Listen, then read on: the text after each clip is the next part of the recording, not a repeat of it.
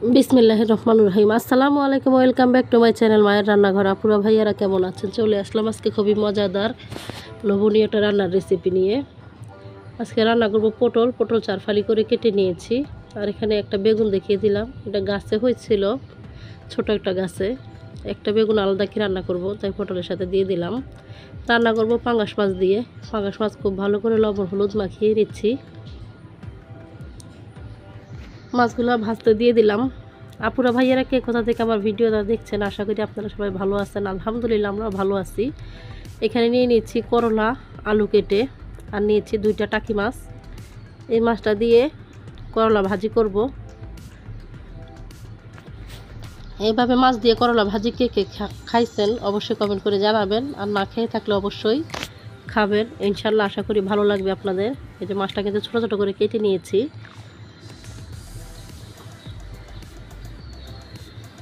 এদিকে মাছটা ভাজা হয়ে গেছে, পাঙ্গাস মাছটা নামিয়ে নিলাম। আর মাছ ভাজার তেলে কিন্তু একটা পেঁয়াজ কুচি দিয়ে পেঁয়াজটা হালকা করে ভেজে নিব।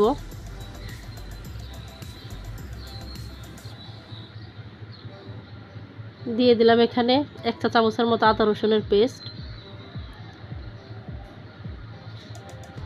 আমার নতুন আপুরা যারা যেখান থেকে আমার ভিডিওটা দেখছেন, ভালোবেসে অবশ্যই লাইকটা দিয়ে দিবেন। পুরান আপুরা তো আমাকে অনেক ভালোবাসেন, আমাকে অনেক সাপোর্ট করেন। এই তো মশলাটা কষিয়ে সামান্য পরিমাণ পানি দিয়ে দিলাম। আর বাকি কি মশলা দিব সেটাই দেখিয়ে দিচ্ছি। স্বাদ মতো লবণ দিয়ে দিলাম। 1/2 চা চামচের বেশি হলুদের গুঁড়া দিলাম। পটল তরকারি তেমন একটা ঝাল খাটবে না, 1/2 চা চামচের অনেকটাই কম মরিচের গুঁড়া দিলাম। এখন মশলাটাকে খুব ভালো করে কষিয়ে নিচ্ছি। সব তরকারিতে কিন্তু ঝাল খাটে না, সব তরকারিতে ঝাল দিলে কিন্তু খাওয়া যাবে না। মশলাটা খুব ভালো করে কষিয়ে নিয়ে এখানে পটল আর আলুটা দিয়ে দিচ্ছি। এই যে গাছের একটা বেগুন ছিল, ওইটাও দিয়ে দিলাম আর কি, ছোট্ট একটা গাছ। যেহেতু ভাড়া বাসায় থাকি, ছাদের উপরে ছোট্ট একটা গাছ, ওইখানে বেগুন হয়েছিল। যাই হোক, পটল আলুগুলো খুব ভালো করে এখন কষিয়ে নিব।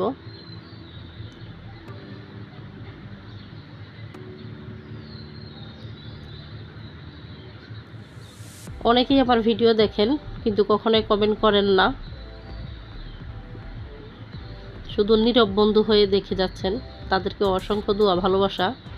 ভালো লাগলে অবশ্যই সাবস্ক্রাইব করে আমার পাশে থেকে যাবেন।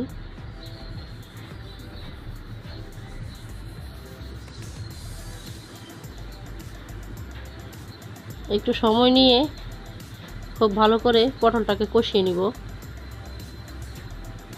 অনেকটাই পানি উঠে গেছে।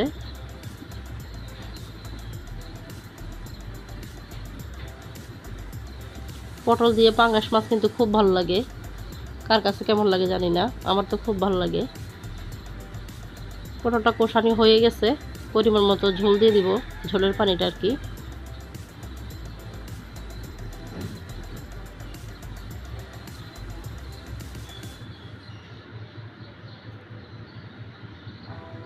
ঝোলের পানিটা ফুটে উঠছে, এখন আগে থেকে ভাজা পাঙ্গাস মাছটা দিয়ে দিলাম।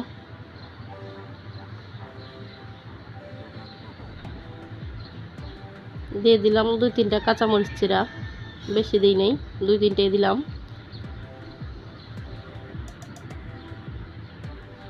আমার আপুরা অনেক সুন্দর সুন্দর কমেন্ট করেন, আপনাদের সবার জন্য অসংখ্য দোয়া ভালোবাসা।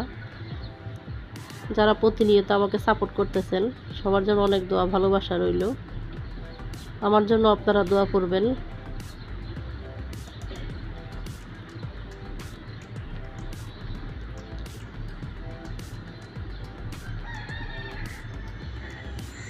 এভাবে পটল দিয়ে পাঙ্গাস মাছ রান্না কার কার ভালো লাগে চাইলে কমেন্ট করে জানাতে পারেন।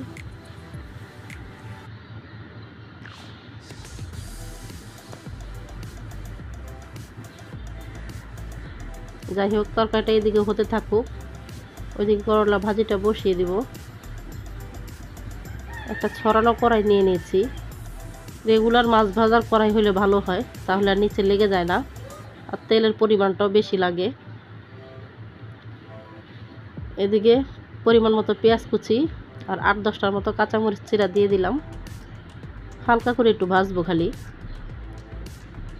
ভাজা হয়ে গেছে। দিয়ে দিলাম এখন করলা, আলু, মাছটাও একসাথে দিয়ে দিব।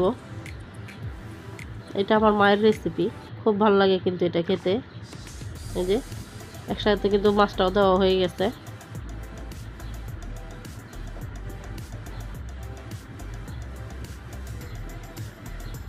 আলু করলা কিভাবে কাটা হয়েছে অবশ্যই দেখে বুঝতে পারতেছেন।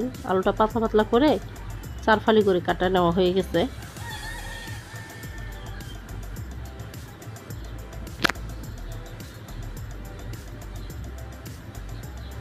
এখানে কি কি দিচ্ছি একটু দেখিয়ে দিলাম। হলুদের গুঁড়া,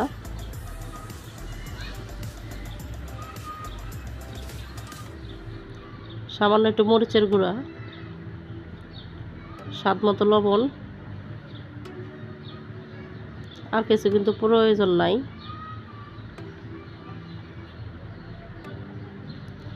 অবশ্যই রেগুলার মাছ ভাজার যে কড়াইটা আছে ওইটা নেওয়ার চেষ্টা করবেন, তাহলে আর নিচে লেগে যাবে না। আর তেলের পরিমাণটা একটু বেশি লাগবে,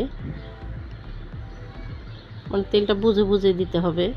একবার অনেকগুলো দিয়ে দিলে আবার বেশি হয়ে যাবে, তাই ধাপে ধাপে দিতে হবে।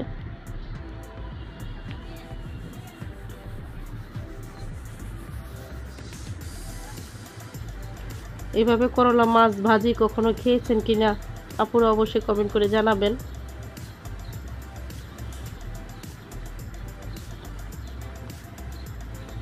মিডিয়াম টু লো আছে সময় নিয়ে ভাজতে হবে, আর বারবার নিচের দিক থেকে লাড়তে হবে, তাহলে মাছটা আর ভেঙে যাবে না। না হয়তো মাছ কিন্তু ভেঙে যাওয়ার চান্স থাকে।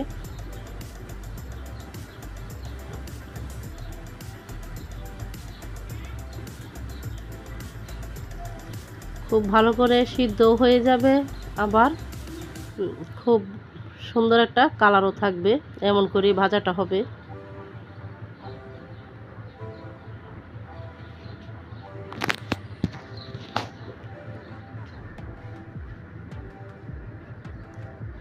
আমার তেল কম হয়ে গেছে কড়াইতে, তাই নিচ থেকে একটু লেগে গেছে। আপনারা অবশ্যই রেগুলার মাছের ভাজার কড়াইটা যেটা ওইটার ভিতরে রান্নাটা করবেন, তাহলে ভালো হবে।